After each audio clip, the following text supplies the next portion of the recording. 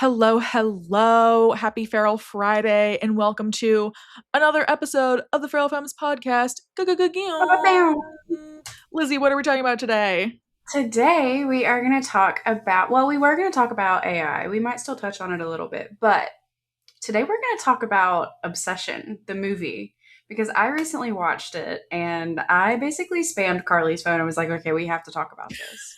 We have to talk about this. You really did spam. Yeah, You were like, "Is it okay if I spam?" And I said yes, and I didn't know what I signed on to because then you really did spam.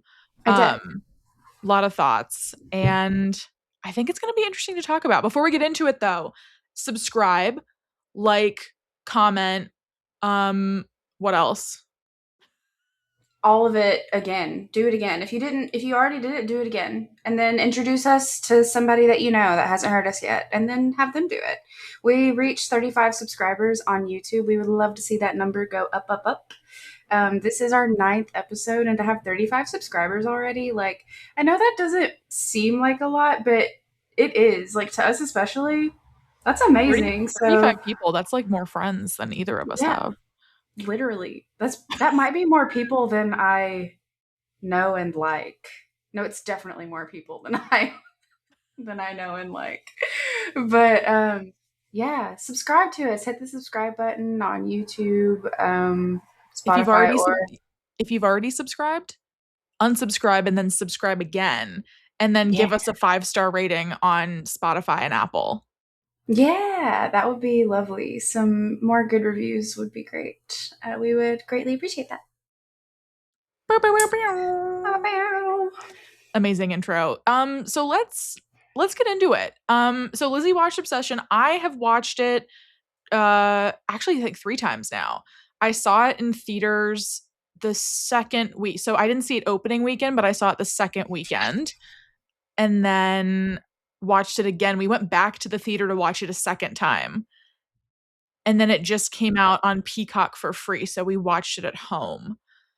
So, I've seen it 3 times, but it has been like a month since or no, it's been like a couple weeks since I last watched it, but I've seen it 3 times.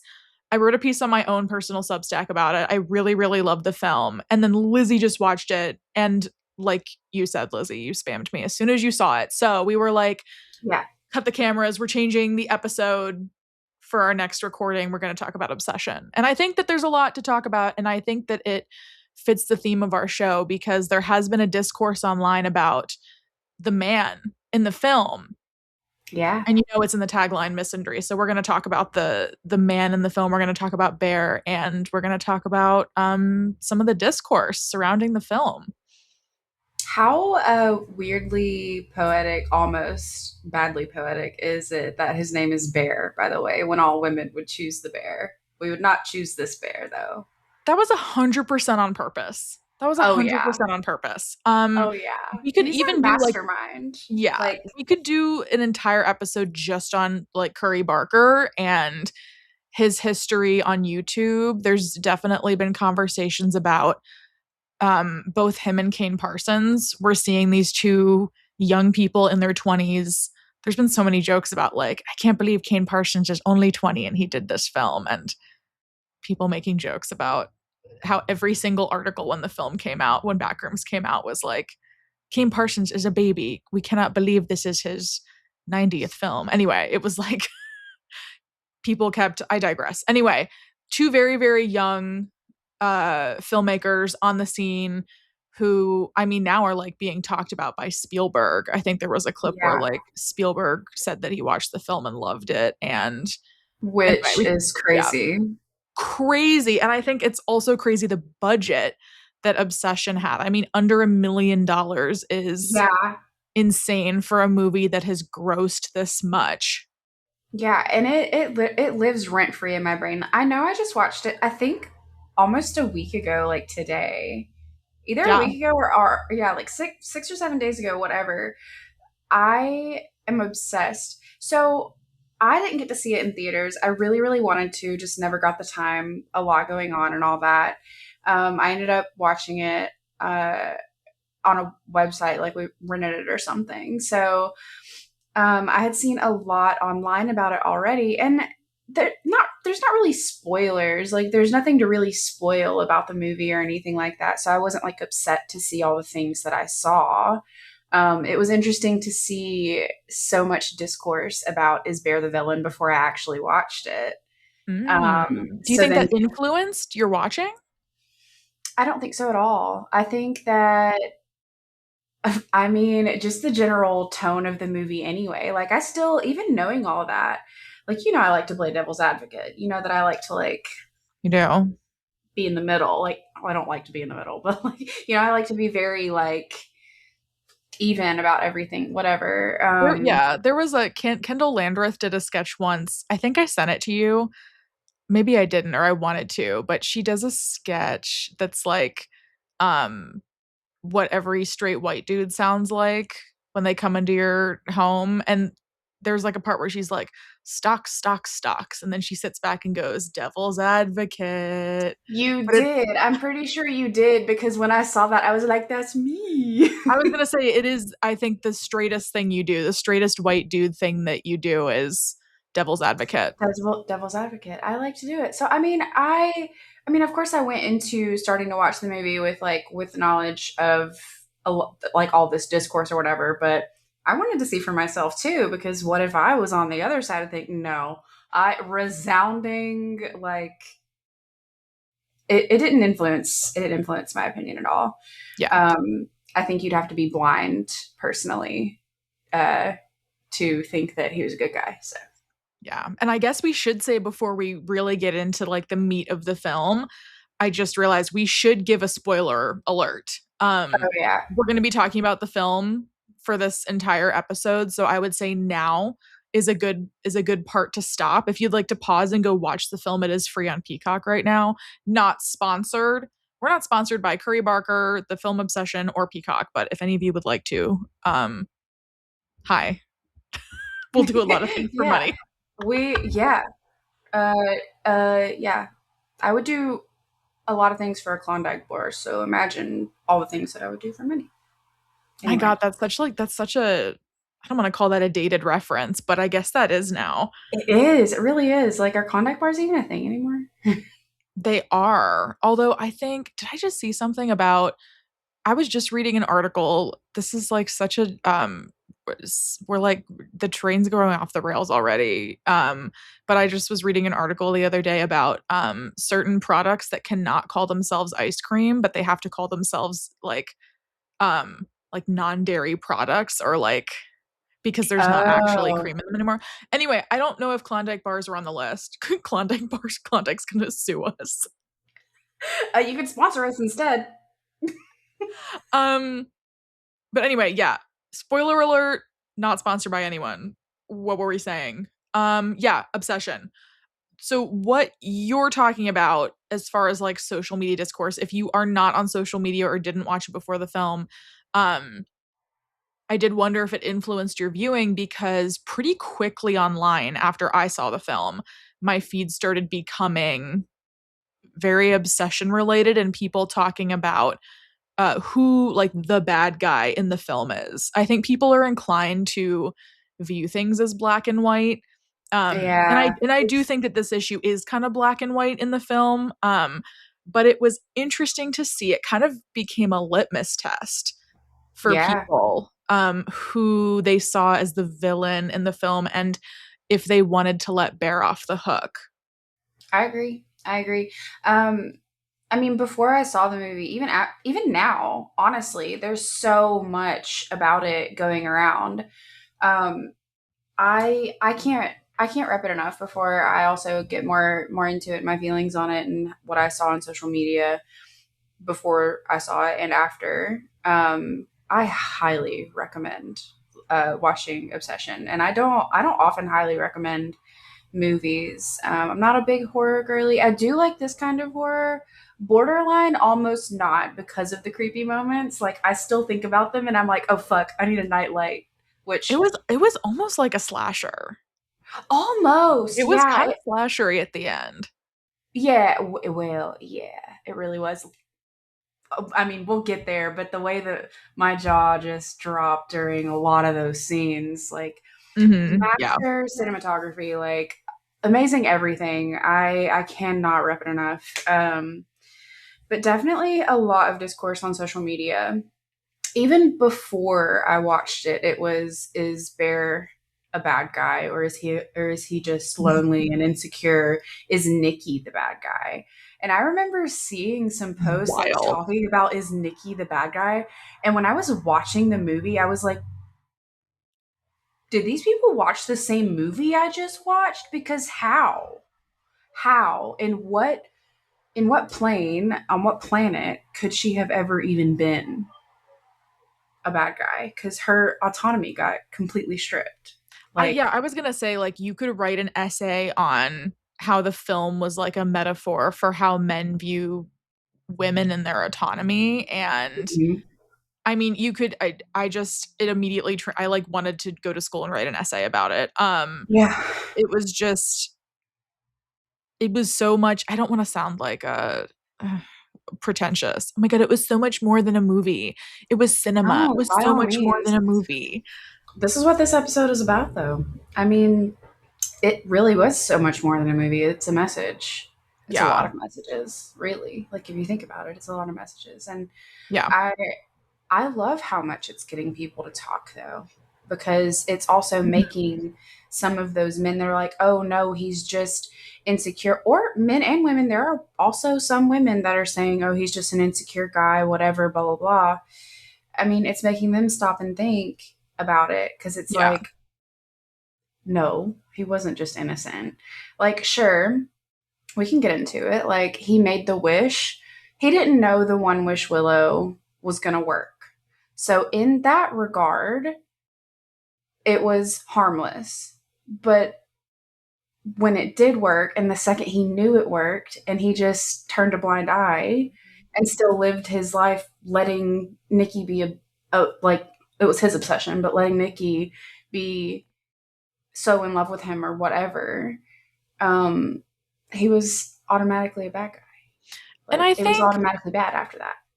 yeah, and yeah, I also don't want to reduce it to just like bad guy, good guy. Yeah, yeah, of course. I think yeah, of course. Like not that I thought you were doing that. I brought Yeah, that wording up because I saw that a lot on social media and people also saying like who the villain is in the film. Um when I wrote about it after I first watched it, I talked about how like misogyny is a big topic in the film and how we can really view like misogyny as a villain. Like if you don't want to blame a character, if you want to view it, you know, surface level, you don't want to think about, you know, women's autonomy, you don't want to think about, you know, what any of the scenes meant. I was gonna say trigger warning, we're also going to be talking about there is a scene that has sexual assault, there's violence in the movie.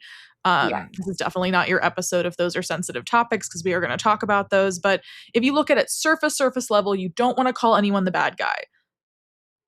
It's so easy to see how this film is about misogyny and control, and yeah, you can very 100%. quickly make misogyny the villain. But I think Curry Barker does so many things to set Bear up as like not a great guy. Yeah, It's been fascinating to me to see, and it has been like 90% men online saying, "Oh, Bear did nothing wrong. Like the One Wish Willow's just crazy and he didn't know what he was doing." And I think you can like say that for maybe the first 5 minutes of the film, but also yeah, like we see this guy throw out a cat. Now, if you're a pet lover and you're a pet owner, I don't know anyone who's owned pets to just throw their animal out no, in that way. Um, I no, think like Curry Barker very quickly sets up that Bear is cares a not lot about great. Nikki and not about a lot else, and she kind of becomes this conquest for him. And we also see very early on that Bear is a coward. I think that's Oh, another 100%. like that's like his like character flaw. If you're again, if you're looking at it surface level, it's pretty easy to see that he's a coward. Yeah, Um, that's the that's like easiest thing to see. I it's the mean, easiest thing to see. right out the gate, he's talking to the waitress at the little diner they're in, professing or trying to profess his love for Nikki. And, um, I mean, it could be innocent. It could technically be viewed as innocent, like a guy's just like prepping to do his speech or whatever. But then the second, like you said, like when he gets home, his beloved pet, rest in peace, Sandy, by the way, Rip his Sandy. beloved, yeah, his beloved pet, he just throws her out in the trash. Like I could never imagine, like being a pet lover, even if I didn't currently own a pet, I could never imagine coming home and my Mhm. animal being dead and just being like, hmm, I mean, upset, but like just throwing it away? Are you fucking kidding me? Absolutely not. Yeah, like at least like grab a box or something. It felt very symbolic for him to just grab a trash bag. And also back up, I this is the first time I've thought about it. But the server, like the waitress who sits down, as soon as Mhm. he's done like practicing on her, they just like kick her out of the booth. Yeah, he was like, you can go now. Yeah, and his friend just like very quickly, like Ian just like discards her. Yeah. So I think we very quickly see how the men in the film are treating the women. Um and I know like we I know we have men watch this show. I'm sure plenty of men will be like, "Oh wow, turning another film into a feminist discourse." No, this was literally a film about misogyny. So, like, Literally. Yeah. also, Literally. if you don't like it, why are you here? We are the Feral Femmes. We've barely had any misandry talk at all. And we're really just talking about a movie. I mean, fuck Bear, but we're really just talking about a movie. Yeah, but seriously. And like I said, it's been interesting to see men online defend Bear. I think a lot of men see themselves in Bear, and I think that's been really scary to see talked about online. How many Yeah. men were very quick to what's the word? Absolve him of any crimes because he like didn't know. I definitely want to talk about are you cool to talk about the sexual assault scene? Mhm, absolutely. Because I that scene gave me chills like immediately. Like obviously something was already wrong with her, but then you cut to the scene where they're having sex, and this is, if you have listened still to this point, this is a trigger warning again for sexual Mhm. assault talk. When it goes to them having sex, and obviously like she doesn't have autonomy or anything. Yeah, Bear has Her, made the wish. At this point, he's made the wish. Nikki yes, is no longer Nikki at this yeah, point. Whether you think of the film as like a possession or Nikki has changed or she's under the influence of the wish, she's under the yeah. influence. And when you're under the influence of anything, say it with me now, you can't give consent. You can't consent. And anything less than enthusiastic consent is not consent. Just saying. So yeah, when they cut to that scene and she's making the sounds or whatever, but she's like just dead staring off into space, like she's rigid. She's not moving. It's not her. So he 100% raped her. And this is, it, correct me if I'm wrong, this is after the restaurant scene where his friend had called him and told him that Nikki lied about, like, he looked into Nikki's dad having cancer, and that it was weird. So then Bear's clocking that something isn't right at this point. And then Yeah. he asks her, and then she freaks out, and then he still takes her home. I mean, Bear knows that something is up. He makes the wish, and there are a lot of signs before he assaults her. Like she Oh, yeah. immediately comes out of the house and wants to go to his house. And he starts saying, like, what's going on? You're acting weird. You're acting weird. He knows something's up. And then they get to Yeah. his house and, she keeps acting weird. But then the first like jump scare in the film is when they're making out on his bed and Nikki, like whatever you want to call it, wakes up or suddenly like realizes what's happening. She's no longer under the influence of the wish. I mean, we could talk about what that means too, because there are moments in the film where she like wakes up. There's One like, of those scenes, like, yeah, insane. But yeah, she like wakes up on him and like in the first 20 minutes of the film and freaks out and jumps off of him in the middle of them kissing. And so he should pretty quickly have known, at least from that. Ignore all the other signs, but like that moment should have told Bear, oh, this wish thing was real. yeah, exactly. But the thing is, like, okay, he calls the number on. Sorry, this Freaking lighting is bothering me.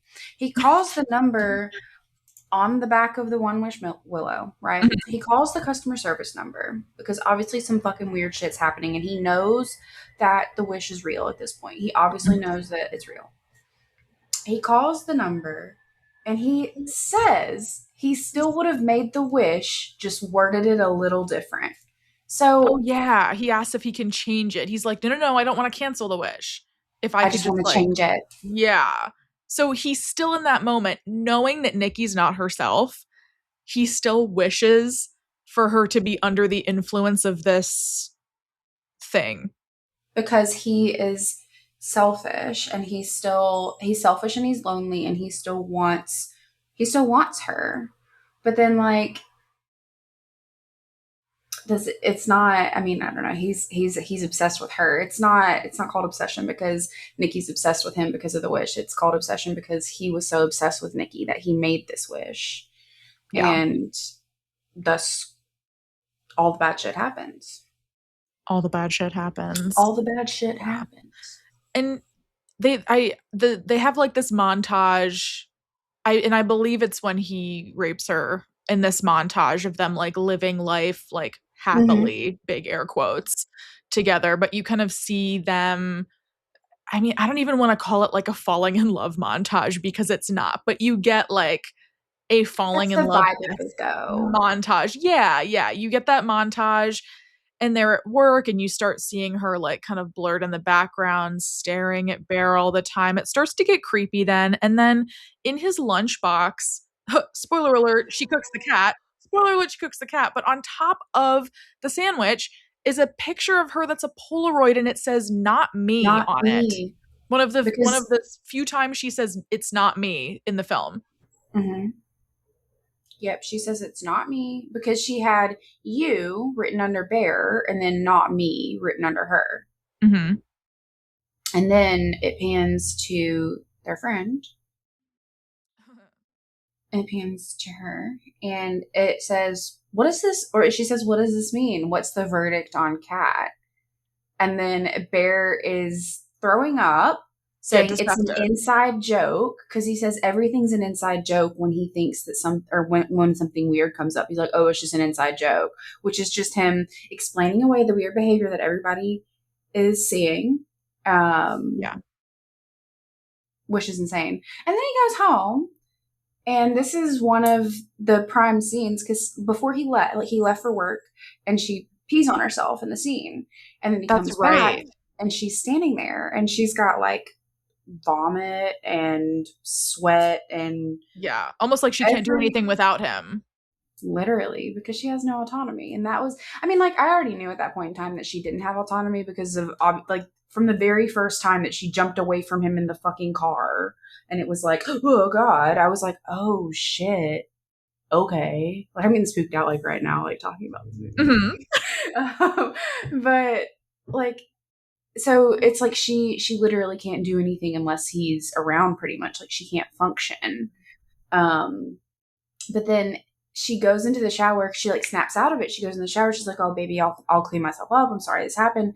When she's in the shower, he's like, "Oh Nikki, we talked about this. You can't cook the cat." What the fuck do you mean you talked about this?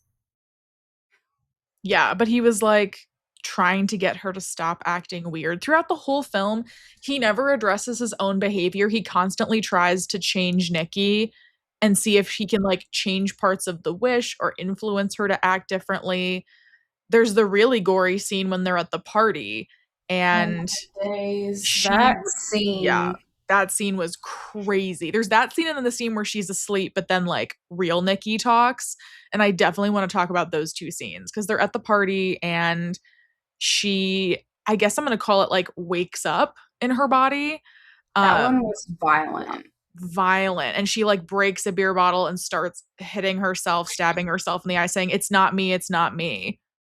Right. So I actually had a question about that scene because she said Yes. it's not me. And then she breaks the bottle and starts stabbing herself. So is it the wish that's taking over and stabbing her to make Nikki go away? Or That's an interesting way to view it. Or is it Nikki stabbing herself to try to get the wish out of her body? Like, I Mm. couldn't decide. I guess it doesn't really matter, but like, No, I just I couldn't think it decide does. which way it was. I think it's, well, kind of neither. I think that Nikki wakes up and then we see in the later scene she asks Bear to kill her. So she views like Wish Nikki as a God. separate entity. So I think the beer bottle and like the stabbing was her trying to, Like, I hurt mean, herself or kill herself. yeah. Okay, Um, that I makes don't more think sense Nikki to me views then. it. Yeah. I mean, it's kind of weird because like it is self-harm, but in a way, like she's trapped in this body. So I think in that Yeah. moment she's trying to kill Wish Nikki, which then I mean, let's talk about when Yeah. she's asleep because when Bear sneaks out and they talk, that's insane. That was the scene that like chills. I have chills now. So it's kind of crazy because the my Wi-Fi was fucked up. So I actually kind of missed out on some of the creepiness, which I'm actually not complaining because I literally keep like looking around because I've spooked myself out talking about this. Well, you record in the Um, dark. yeah, I know. Blackout curtains and all. I gotta do that. Anyway, so I have night lights and I will be sleeping with them on tonight because I'm a baby. But anyway, um, oh, fuck, where's my train of thought? We were talking about we're gonna get into the scene where she's Oh, asleep and like real Nikki wakes up while Wish Nikki's asleep and talks to Bear as he's trying to sneak out to see Sarah. to me, I couldn't see any. I mean, obviously, it just looked like Nikki was asleep to me. I'm pretty sure that's just what it is Nikki's asleep, and then you Yeah. hear her talking. To me, it was like creepy, but it was sad. It was so it like genuinely like I have chills right now like thinking about it because that made me so sad. I was just like, Mhm. oh my god, like that like changed. I mean, the whole tune of the movie is like sad and spooky and depressing and terrible and Mhm. but that specific scene like really got to me, and not even in a scary way, just like in a holy shit, this is he's so fucked up, and then he still just leaves to meet Yeah. Sarah. I think the like Bear is a villain and there's no redeeming him moment of the film was when he's leaving and real Nikki is like, please don't wake her up, please kill me. And Hmm. he doesn't honor her wish, doesn't ask any questions, doesn't say like, I'm so sorry, Nikki. But he goes, I forget what the exact line is, but he's like, what's so bad about being with me That is yeah, that is his exact. I think that's answer. exactly what he says. What's so bad about being with me? I the anger that I felt because how can anyone have watched that entire movie and still defend him and still be like, I relate to him? That's and then like get upset when people are saying you're fucked up for that. You can absolutely relate in the very beginning to the part that Bear is insecure and he likes someone and he's nervous to tell them. By all means, a lot of people with crushes do that. There's nothing wrong with being insecure and being anxious and having a hard time talking about your feelings. There's everything wrong with making a wish that then comes true, stripping somebody of their autonomy, and then trapping them with you. Mhm. And seeing what that does to not only everyone around you, but specifically the person that you're saying that you love, that you are saying that you love so much that you wanted her to embody the obsession that you had with her. Um, and just walking away when they beg you to kill them because you can't do it anymore. Like, how could you ever be like, I relate to that guy, he's not that bad, what are you fucking Yeah. talking about, bro? Yeah. And I think when he says, what's so bad about being with me, I think that's, I mean, let's say you're just watching this film surface level, you've turned your brain off, you don't want to think about it any deeper than that. In that moment, when he says, what's so bad about being with me? I mean, he's saying that to a woman he's trapped, who's pleading, who would rather die than be trapped in this situation. And he views it as like, well, just suck it up and like date me or like be Yeah, my girlfriend slave forever, which I don't know how anyone can watch that scene and view his character or like the themes of the film any other way. yeah. Like, I don't know. It's just so fucked up because, like, he obviously, you'd have to be blind, deaf, and incredibly stupid to not see that something is wrong with Bear. But I'll be like, in Bear's situation, there's no way that you can't tell that something is wrong and something is off. And you still would rather have that than have the genuine love and care of someone, which you had with Sarah. Because Sarah Yeah. obviously liked him. That's And so weird let's, too. Like people, yeah. Were you gonna say let's get into that? yeah. Because that scene, like, and like, okay, like, I'm, like I said, I'm not a horror girly in the sense, I mean, okay, I like slashers. I'm a very specific kind of horror You're girly. an a la carte horror girly. Yeah, I'm an a la carte horror girly. I have to like I have to build a horror for me to specifically not like be awake forever every night thinking about it being scared. That scene where he like leaves and meets with Sarah. Yeah. So I guess she's about to confess to him and she wants to open the college letter, her last college letter. Yeah. Girl, She's the gotten chills I have. rejected from every college. Sorry, go ahead. No, you're fine. Yeah, no, you're right. Like she's gotten rejected from every college that she's applied to, but he leaves. He meets up with her still. Thinks it's not gonna wake up Wish Nikki, I guess. Lo and behold, it fucking does. She's awake. Um, yeah, I loved watching the behind the scenes for that where she's like wearing a helmet that has the hair on top of it and runs Oh toward the yeah. window. Anyway, yeah, watching behind the scenes helped make it less creepy, but yeah, the goriest moment in the film, Nikki bashes her head through the car window, holds a brick up against the dash and like bashes Sarah's head into the brick until she's essentially annihilated, bloodied. Um which Yeah, is she's mangled. crazy. Mangled's a good Girl. word for it. Mangled. But yeah, and Bear It's just sits like there. the way that he underreacts to that. I mean, I guess like everybody reacts differently. I can't pick that apart too much, I guess, because Yeah. everybody does react differently in situations like that. I have no idea how I would react. I But mean, yeah, that was okay, traumatic. But yeah, he does yeah. underreact and he also doesn't stop her. No, like how just let's it happen. But I mean, I guess like what can you do? I mean, lets it happen and then helps move the body.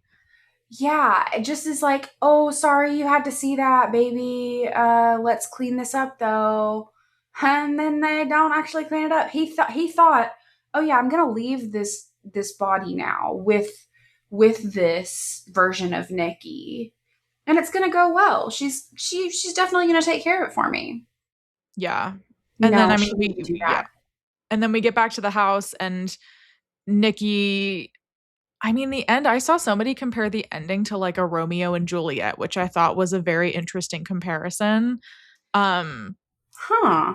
like not in the story at all, but in the like she makes the wish so that Bear will love her. He dies and then like she kind of wakes up, which is very similar in Romeo and Juliet and that they kind of like both Yeah. try to die. They don't want to live without the other, but then they both end up I mean dead when they could have ended up alive together. So I think that that was an interest I forget who the post was from online, but I saw somebody compare it to like a horror Romeo and Juliet, which I thought was interesting. But I mean, That yeah, is the final definitely scene true. is loaded. Oh, absolutely loaded. Do you want to talk I about the pills mean, first? the what? The pills first? Do you want to talk about the pills first? Oh yeah, yeah, we can do that. We can do that. We can do that. So, Bear, I guess at this point had like okay. There's so much that happens. Like this movie is so packed, especially. I mean, it's packed from beginning to end, but it's like so packed. Like in the last what 30 minutes or I mean, so. it's like really the last 20 that the car scene Yeah. happens and then we see Oh, true. It's the very rapid ending. after that. Yeah. And the scene with Bear and the pills was actually they actually had a different ending planned with him and the pills, Oh, but the actor said I asked to do one more take and wanted to do one where Bear tries to throw up the pills. okay. I actually didn't know that. That was not originally planned. I didn't know that. See, I need to go watch some Fun behind the fact. scenes and stuff because I still get like I literally still like get spooked out right now. Mhm. So I need to go It's watch some behind the spooky. scenes. It is. I mean, like so that's the point of it though. Like it's supposed to be creepy. It's supposed to be jarring. It's Yeah. supposed to tell you and show you like that this isn't right. But yeah, so I mean, Bear went to the original shop that he got the One Wish Willow from. He talked to a guy, and I thought that was kind of funny the way that he interacted with him. He's like, "Whoa, dude, you can't come in here like that. You've got some bad vibes." Like, while Bear's got like fucking blood all over him. Like, no shit, he's got bad vibes. That guy was so Yeah. funny to me. So he was like, I'm just fucking with you. They're right there. Like, you can have them. He's like, well, it's not my fault that your wish went bad. Like, you can kill Mhm. yourself. And I just was like, well, Yeah. you're not wrong. Which is And crazy. yeah. And then he does. He gets home. Gosh, freaking hell. He gets home. No, I skipped a No, part. he tries to get Ian to undo his wish by Ian. making another wish. And of Bear course, chickens out the whole way. He tries to avoid I don't want to call it accountability because I feel like that word gets overused online, but it really is in this situation. I mean, he doesn't take accountability for his actions. He just keeps trying to have other people get him out of it.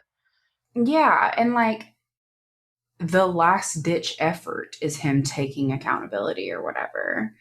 And even then, he's still selfish enough to take his own life rather than do something for Nikki or find a stranger that could make a wish that would counter his wish or Well, something. yeah, and I think that I guess it's the not cowardly to kill himself at that point because I he is think the it was bad guy. yeah, I think it was cowardly for him to then try to throw up the pills. And the only reason he That, doesn't is because Nikki then breaks a one wish willow of her own and yeah, she makes a wish and we assume that the wish is for Bear to love her more than anything in the world because for the first time ever, I think like the first time in the entire film we see Bear smile and come yeah, out and yeah. they That I was think creepy. probably yeah, that was also really creepy and but I think also like the one true moment of the film where Bear loves Wish Nikki, which he had not. I think that was also a really devastating moment because if Yeah, her wish was for him to love her, then he never really but he loved her. He never was loved just infatuated with her. And like, that's also devastating. that. I mean, just honestly, I don't know. My jaw was dropped like for more than half the movie, but like especially when he went to throw up the pills and then her because you hear the noise, you hear the sound of the One Wish Willow, Mhm. um, and then you see him stop and he smiles and stands up and goes out there. And when that realization hit, which I already knew, obviously he didn't actually love her, because if he had, he would have loved that she was so obsessed with him and all of that. But when it hit that it was like, oh my God, now he loves her. Yeah. That like chills. I have like full body chills right now. If my freaking phone camera would pick it up, I would show you. But that was so it was sad. It was so fucking sad. And Hmm. I cannot see how anybody that has been arguing that he's not a bad guy, but arguing that, oh, he did love her, the people that I've seen that have argued that, like, did we watch the same movie? I don't Yeah. think we did. I really don't. Yeah. It could Because just be people who didn't watch it and want to rage bait. that's fair. It could be people that want to rage bait, or it could be people that like, because some people just watch movies like this and they don't really care about the message behind it. They just want to see it to see what the creepy factor is and all that kind of stuff. Yeah, it was definitely not that kind of movie. There's plenty of horror films that are like just slashers, Yeah, or like just just slasher, just gory. creepy. Yeah. But I think that this movie, I mean, in the genre as a whole, I think, I mean, we have incredible films like Get Out, Us. Um, we could do like a whole horror episode if you watch some more horror.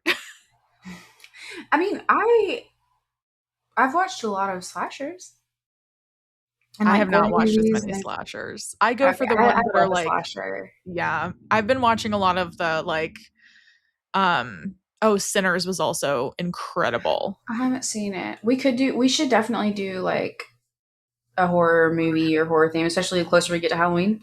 I was gonna say maybe we do a Halloween episode where we dress up as characters. I want to be a minion this year, but I think that we should do like a Halloween episode where we dress up and talk Yes. about horror films and spooky things. Okay.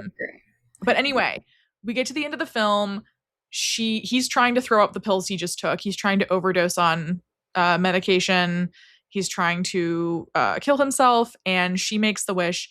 He suddenly walks up. I mean, walks up, sits up, stands up, and he's gooped. He's now Wish Bear, I guess, since we've called her Wish Nikki. But he's suddenly transformed. He can't Mm-hmm. throw up the pills. He's now obsessed with Mm-hmm. Nikki, truly. Um, Actually. yeah, what does obsession really mean? But he walks out, they share a kiss.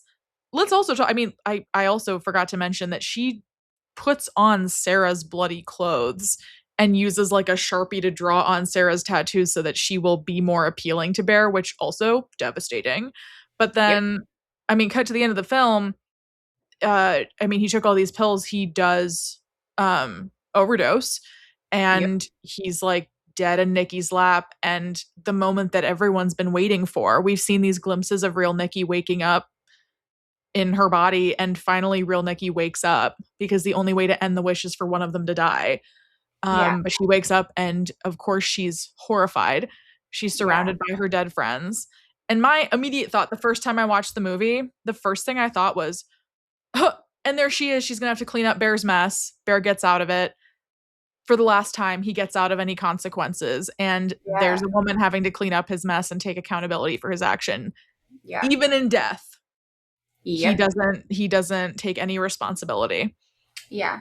And like honestly, you know, I thought like it really makes you think was Wish Nikki was in the forefront, Yeah. was real Nikki still like does she recall everything that happens? Was she aware of everything that was going on in her own body? I don't think Because so. I don't think see, so. I think it's better that way, to be honest. Is it?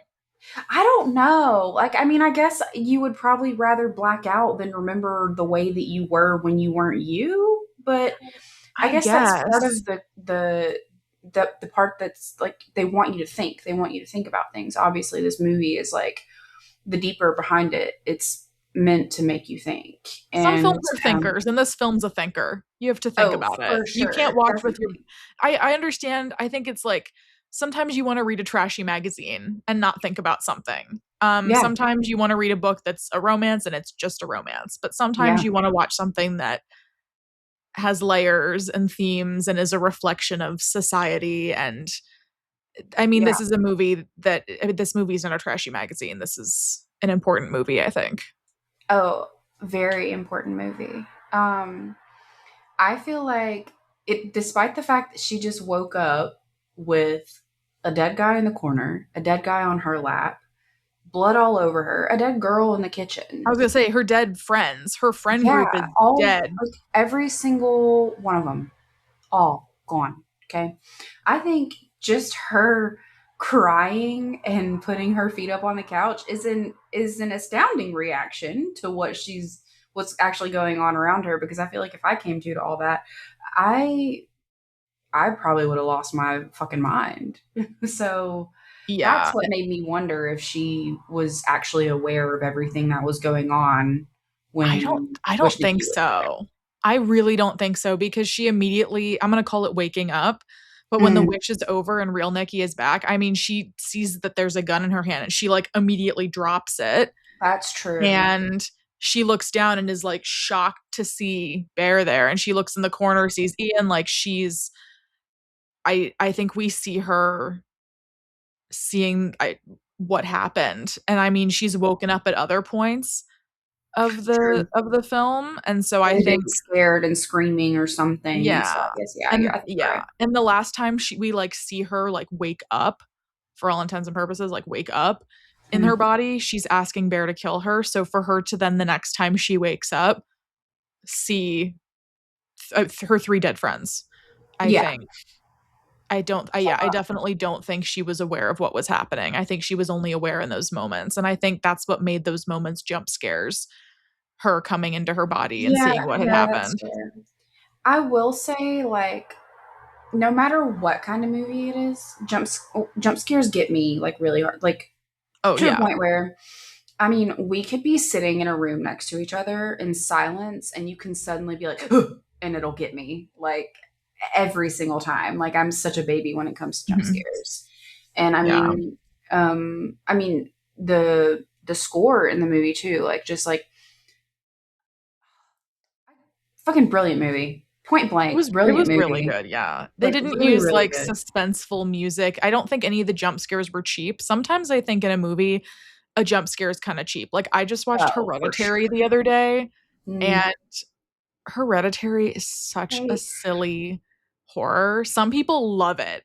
My husband had seen it in a theater years ago, and he was like, "Oh, yeah, you should watch it." But he was telling me that like the theater started laughing toward the end during a Really? certain scene because yeah, I mean, spoilers for Hereditary. Stop watching now if you don't want to hear about Hereditary. But like it's like this weird cult horror where like and at the end there's like headless women like like the mom takes off her own head and then like her body levitates up to a tree. It's kind of silly.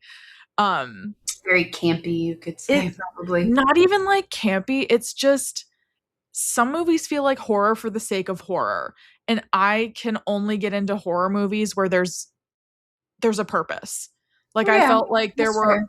there were a handful of jump scares in Obsession. I think it's worth noting that is it all of the jump scares? I think it's worth noting that all of the jump scares Were Nikki oh coming yeah. into her own self? Yeah, I think almost all of so. them, if not all of them, are real Nikki coming to and Mhm. realizing what's happening. I think that that's an important part of the film. Other than obviously when she busts her head through the window. But Yeah. if you're a horror movie watcher anyway, you can tell by the camera angles and how they're panning from Oh Bear to my Sarah god. to Bear to Sarah. I knew something was Anytime, coming. anytime people are in a car, anytime people are in a car in any TV show in any movie, I like start to close my eyes I was and cover saying, my ears. I was watching this movie and they were back and forth in the car, and I was just like, Nope. Yeah, I knew it. Before I watch horror movies, I'll normally go to like where's the jump.com oh and I'll see where yeah. the jump scares are. But because this had just come out, I didn't have that. I normally bring earplugs to movies. I forgot them when I first saw Obsession. So I was sitting there like that for most of the movie. Yeah, Because theaters are loud. Theaters are loud. they are. I will say personally for myself, I'm glad that I didn't go to the theater and see the movie. I feel like I would have been a lot more scared. Yeah, Which I think I that's fair. still was scared. I still was creeped out. I still like I'm still fucking looking around in the dark here like but Yeah. um even though it wasn't really that kind of movie, it's about what scares you or whatever, I guess. But like I'm glad I didn't see it in the movie. I wanted to, but now that I've only seen it at home, I'm glad that I didn't because I feel like I wouldn't have actually paid attention to the movie on a deeper level. And that Yeah, also, that's true. That's true. You yeah, might have been caught up in like the scariness of it all in a oh, theater. for sure. I've seen maybe three scary movies in the Mm. actual theater, and after the last one that I saw, I said that I never would again Oh, what'd you because see I mean, last? girl, when Annabelle came out, and You did not go to see Annabelle. I did. I hate that movie, by the way. It terrifies the piss out of me. Oh my God. I am absolutely shit scared. Not the possessed dolls. I cannot get into possessed doll, possessed anything. Obsession was the most. I Some can't people consider it a possession film. I can't do possession stuff. I I can't. I This can't. is Not the why not the dolls. I'm scared right now because Obsession, you could technically think of it as a possession movie, but Is it? I think that's a question. it is. So, I mean, I don't necessarily, I think it was just the wish. Like, I have to think about it that way, but because it doesn't have obviously like the actual feel and things that normal horror possession movies have, which I Yeah. don't really want to talk about them too deeply because I'm so scared of them. Um, Gonna turn on literally. all the lights. Oh, genuinely, I will get up right now and turn the fucking lights on because I'm scared right Do you now. do you want to turn the lights on? Maybe. No, it's okay. I'll just keep looking around and everybody can make fun of me later. It's But yes, fine. I saw it in theater. I had a friend say that she wanted me to go to theaters with her. Um, so this was when my son was really little. I was with my ex husband, and I was actually about to be flying to New York for my brother's wedding. And Crazy. uh, What a lore drop right there. yeah, Lord drop. But yeah, so she she took me to the theater. To the theater, we were going to see Annabelle. I didn't know. I hadn't looked into it. She was just like, "We're gonna go see a scary movie," and she knew that I was scared of this kind of thing. She's the kind of person that could like watch a horror movie like that and just go to sleep. Which Crazy. I I fucking wish I could be like that. God, look, you just scratched the door Oh and my scared God. me. There's always a person who watches the film with their ears plugged and with their eyes Yeah, half closed. And then there's yeah, a person who can go to sleep right after, and those people marry each other. fucking yeah. So I saw it. I watched more than like I watched almost that entire movie like this. But Yeah. of course, the times that I did decide to like peek through was like the worst moments for me personally because those Mhm. things genuinely terrify me. Okay. Here, I'll scare myself. I'll look up a picture of what's it, No, Annabelle? no, don't do it. Oh, girl, no. I'm good. Thank you. No. No, I already also don't like dolls. Like I don't do the doll thing. I don't do possession movies. I don't do horror movies like that anyway. But we support the dolls. We support the dolls. We support the dolls. Protect We the support dolls, dolls, but not the doll. But not but the not Annabelle the doll. doll. Like, yeah. So that kind of stuff like really, really gets to me. Anyway, yeah, went to the theater, saw that one, said I would never see another horror movie in theater, and I haven't. That was Yeah, a long time ago now. that would put me off of horror Yeah, films in that theaters too. was I that can't was in believe you watched 2015. Annabelle. Yeah, girl, I would have never chosen to go see that movie. Like I was already at this point shit scared and said I would never watch movies like that. The Yeah. literal only time in my life I have ever watched a movie in that genre of horror and not been scared. I had just started the highest dose of Lexapro and the Lexapro expert SSRI girlies tap in. tap in and fucking I knew that I knew the medicine was working for one, but I also knew it wasn't the one for me because I wasn't trying to be that numb. But The Exorcism of Emily Rose came on like a random TV channel and I was at home and I just sat there and I watched it and didn't react. And that's like I think about it now and get scared of when I saw it and wasn't scared. So Yeah. But Lexapro, I too went off of Lexapro because it was too numbing. yeah, it was like I wanted to feel better, not like nothing, you know. Period. Anyway, That's yeah, tagline of mental illness. I want to feel better, not nothing. yeah, exactly. Mentally ill girlies tap in, I everyone. also that's a whole other horror trope that I we could do an episode on. And it's something I really didn't like in Hereditary. Sometimes the lines between like mental illness and horror in horror films get blurred. Like Yeah, the true. way that people with mental illness are perceived, like in Hereditary, the like Toni Collette's character talks about her family's history with mental illness, like and her brother with schizophrenia. And one, I think it's cheap. to have that like in horror films, but also especially for a film like Hereditary, um, like making people question whether like crazy horror events are just Mhm. mental illness, I think is like Yeah, can be damaging. I think that for sure. if it's done well, there's a conversation to be had, but I think that it's cheap in some horror films when I agree. people are like it's mental illness, or there's also the like dream theory in Oh films that people yeah, think is cheap, like oh it was just a dream or someone was just imagining it. I think that's really cheap too. I do too. Like, do better. Yeah, like I when won't watch it, but do better. yeah. You should, yeah, I was gonna say you could watch Hereditary. I will say there's way more jump scares than Obsession. I think there's like double the jump scares, but they have a site, it tells you the exact timestamps of Yeah, all of actually, them. that you said that, and I forgot Mhm. that my one of my friends had actually recently told me about that website because she loves horror movie. Like she's the Mhm. type that can sit there and watch any horror movie, doesn't bother her, doesn't phase her. She can just go to bed. She thinks some of the movies that I've thought were the scariest fucking things I've seen in my life was just Mhm. like, meh, whatever.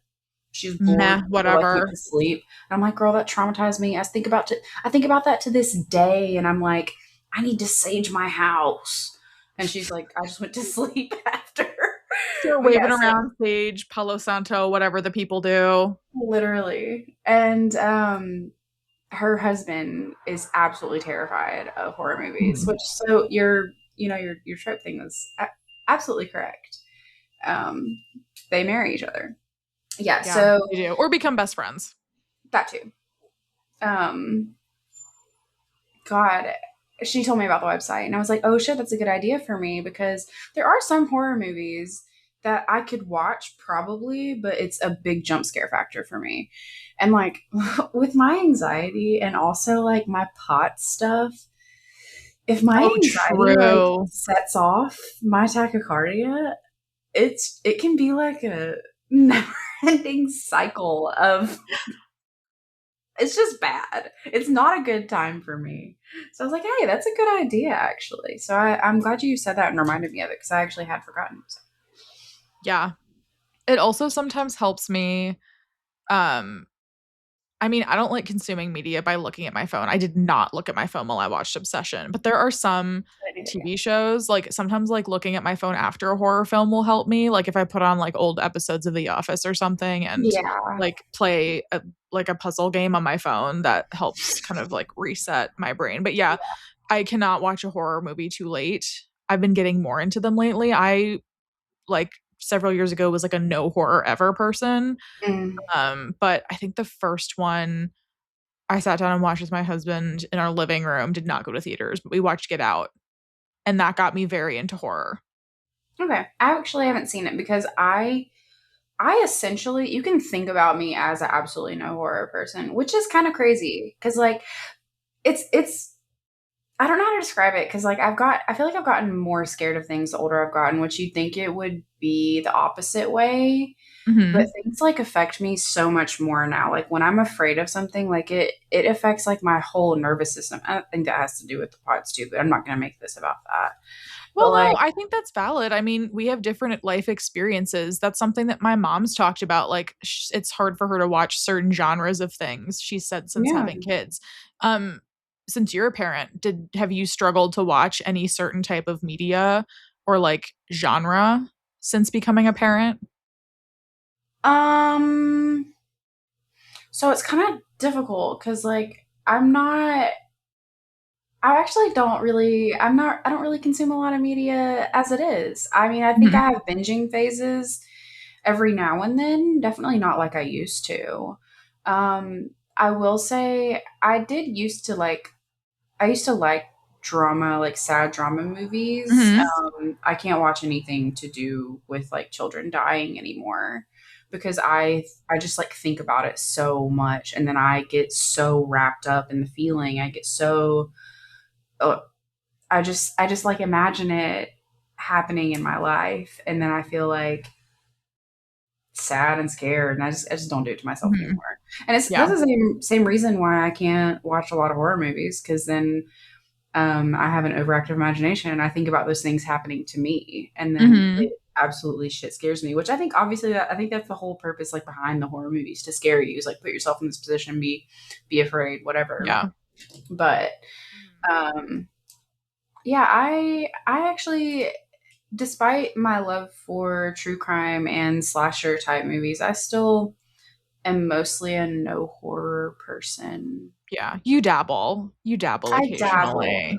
Um, like I like the Halloween movies. I like those movies. If You I'm like kind of in, campy horror. yeah, I like campy slasher horror movies. Mhm. And even those get me sometimes because of the jump scares.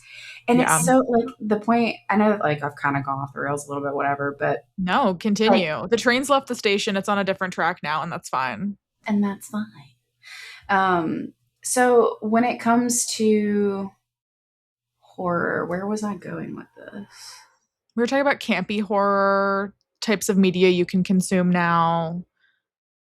I do think that's something, not to pivot back to Obsession, but I do think that that's something interesting about Obsession. I think horror, yes, it's supposed to scare you. And I think that it was an interesting medium to tell the Yeah, story of the One Wish Willow. for Um, sure. I know Curry Barker has talked about possibly doing like a series where we see the different wishes that people make, and maybe a wish comes true and it's not terrible. Like maybe the genre doesn't have to be horror.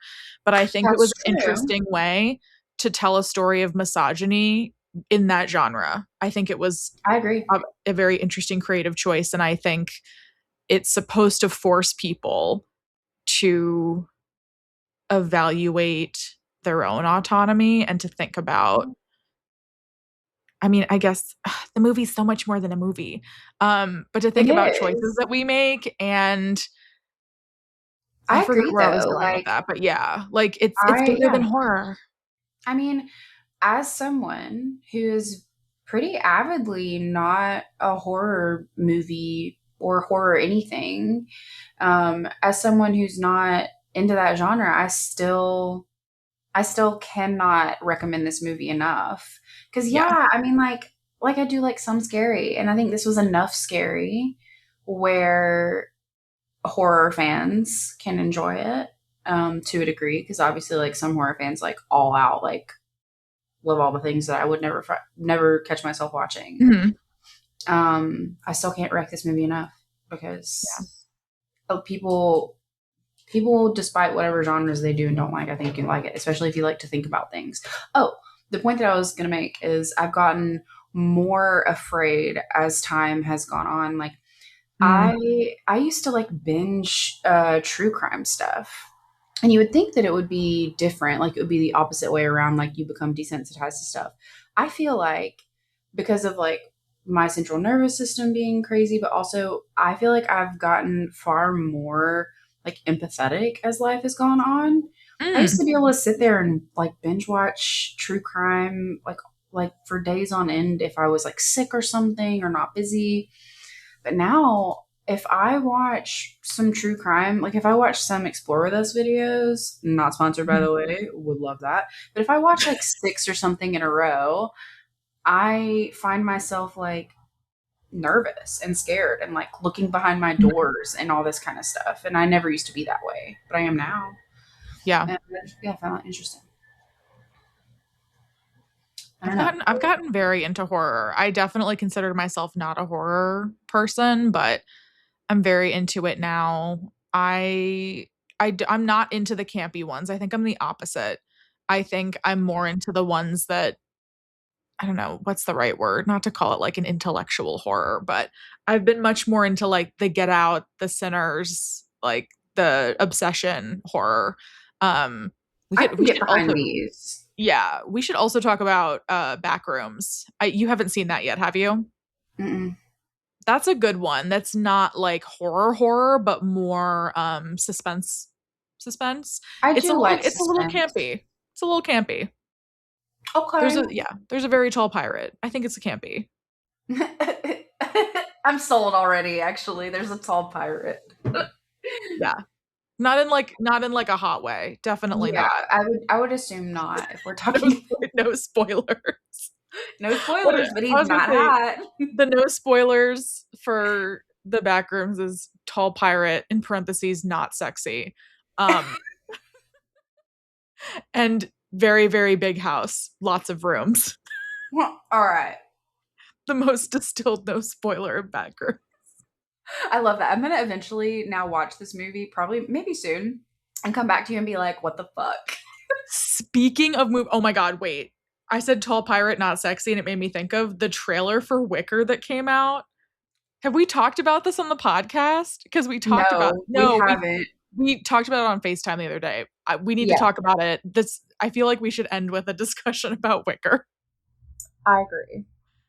Because what the fuck? Alexander Skarsgård takes on any and every freak role, and I love that for him. And I'm also just obsessed with Olivia Colman. I'm so excited for this movie. Yeah, I can't wait to watch it. I am an avid Alexander Skarsgård fan. I love him in pretty much I mean everything that I've seen him in, I love him in. You would hop in that basket. I would hop in that basket, or alternatively, I would let that basket hop in me. I couldn't even say it with a Um, straight face. I think that movie's going to become a litmus test as well. The way that Oh, for people, sure. the way that people are already talking about Olivia Colman's character and shaming the lead woman. Anyway, that movie comes out in October. I think we both need to get our asses to the theater to see that. To do 100%. that'll be included in the Halloween episode. We'll talk Has about to be. Wicker Man. We'll talk about Wicker Man. It'll be our palate cleanser. I Or don't know if I would don't know it? if that cleanses the palate in the way that you're thinking. Shut up. Yo. And also practical effects. That's not CGI. They actually have a wicker costume for that man that they filmed with. Amazing. We love that. I'm also loving this age of films where I think people are rejecting AI in such a beautiful way. Like films like Backrooms, Obsession, The Odyssey, too. Like The Odyssey, Christopher Nolan's a great example of someone who doesn't like doing CGI and adding digital effects. Like the what's Polyphemus, the Cyclops in the Oh, yeah. Odyssey, is a puppet. I mean, enhanced digitally, but I love that people are Still. flocking to films that don't have as much CGI and Yeah. no AI. I love Good. that these filmmakers are not only creating the media, but I love to see that these films are the ones succeeding in the box office. Yeah, I'm really glad because I mean, we will have an AI episode soon where we can delve deeply and or delve more deeply into it. But AI is ruining art.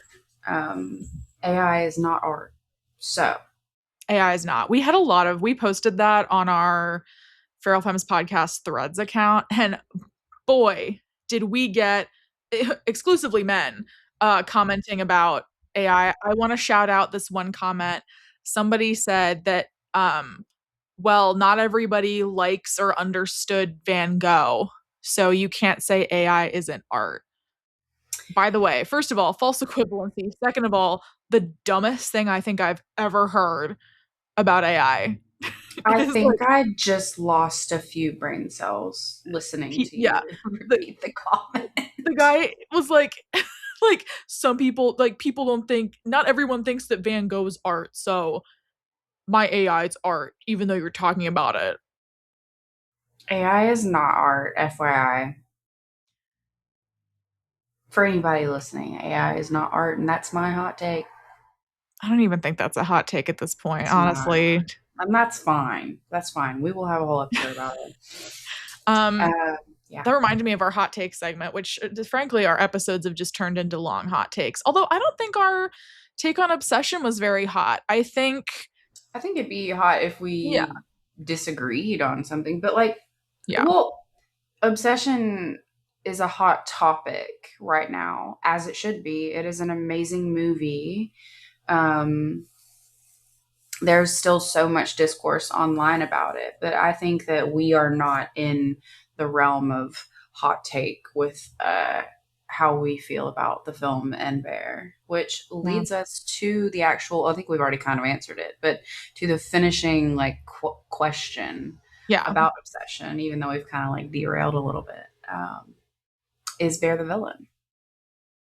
And I Yes. think 100% It's yes. like we're doing our Am I the Asshole episode. Is Bear the asshole? Yes. Yes. Yes. Yes. I think people love to cherry pick things from the film to say that it's not Bear's fault, but I think that Curry Barker built a very cool world with complex characters who have their own motivations and interests and autonomy until it's taken Yeah, away. And I think that the One Wish Willow is not an excuse for behavior, but illuminated behavior that was I agree. already there. I agree. And that is my final take. I love your final take. If I could just fix this. Okay. Pause for technical difficulties. Yeah. I mean, we have the same take on it. I love the movie. I want to watch it again. I want to give myself a little time. I'm still spooked out, Yeah. but I want to give not. I say I'm spooked out, and like anybody can think I'm being a baby. I'm not that spooked out. It's just that like I was I spooked have. by it. I mean, I also have like sleep paralysis demon issues. So like I knew from that first That's a lore fucking drop. scene. Yeah. That is a massive lore drop. It's But I actually news to me. We're going to talk about it off oh camera. really? We Yeah. can. Yeah, I didn't know that you did that. Yeah. I have sleep paralysis demon issues. I mean it's not as bad as it used to be. I think it's definitely trauma based. But so from the very Crazy. first scene of her in the bedroom, I was like, nope. Mm-mm. Oh, when they did the makeup, like the uncanny makeup on her for that scene, Yeah. I think anyway, just brilliant. The makeup and art direction in The Obsession. I mean, lighting you have to go and watch behind the scenes footage because too. it's so cool. And on Peacock they have, if you go to like the more tab, there's a bunch of behind the scenes footage they have. Okay. So I'll have to 10 go out look of because 10 like I mean recommend. behind the scenes helps anyway, but like even there was an article and I was so sad. My phone did that dumb shit where like sometimes you're looking at something you're interested in and then your feed refreshes.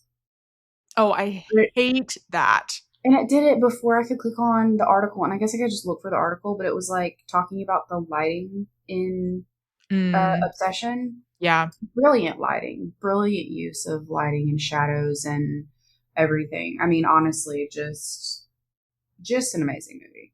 I've said that a bajillion million times. So the takeaway is that Obsession is amazing. You should all watch it. Bear sucks. Is it safe to say you're obsessed? I think it is. Oh my gosh, I just realized before we end, do you want to shout out a woman-owned business? I sure do. We actually had one comment today, and I absolutely am obsessed already. It is Ilya Creations. I'm so sorry if I'm saying that wrong, but I want to shout out Ilya Creations. She is a woman-owned business out of Phoenix, Arizona, and she makes clay polymer jewelry.